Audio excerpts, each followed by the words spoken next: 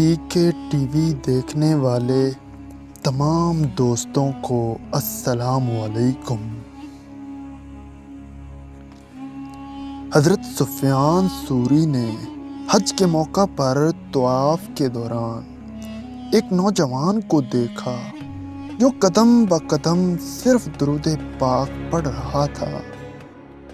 اس پر آپ رحمت اللہ نے اس سے کہا، اے نوجوان، ہر جگہ کی اپنی دعائیں اور نوافل و اذکار ہیں، لیکن تم ہر جگہ صرف درود پاک ہی کیوں پڑھ رہے ہو؟ اس نے بتایا کہ میں اور میرا والد گھر سے حج کے ارادے پر نکلے تھے، لیکن راستے میں میرے والد شدید بیمار ہو گئے اور انتقال کر گئے۔ موت کے بعد ان کا چہرہ سیاہ ہو گیا، غم سے میری عجیب حالت ہو گئی۔ اسی وقت میری آنکھیں بوجھل ہوئیں اور مجھے نیند آ گئی۔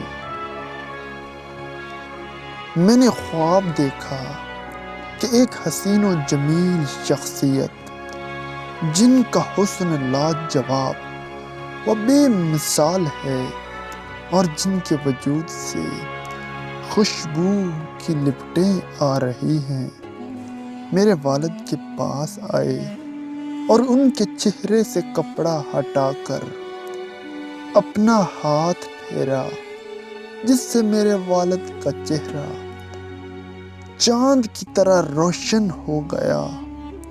میں نے آگے بڑھ کر ان کا دامن تھام لیا اور پوچھا، آپ کون ہیں؟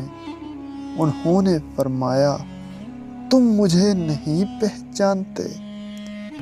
میں تمہارا نبی محمد بن عبداللہ صلی اللہ علیہ وآلہ وسلم ہوں۔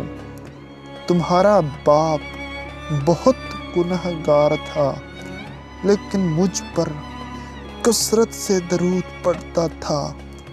اب جب اس پر مصیبت نازل ہوئی تو اس نے مجھ سے فریاد کی، اور جو ہم سے فریاد کرے تو وہ مایوس کیوں رہے؟ سبحان اللہ، وہ مایوس کیوں رہے؟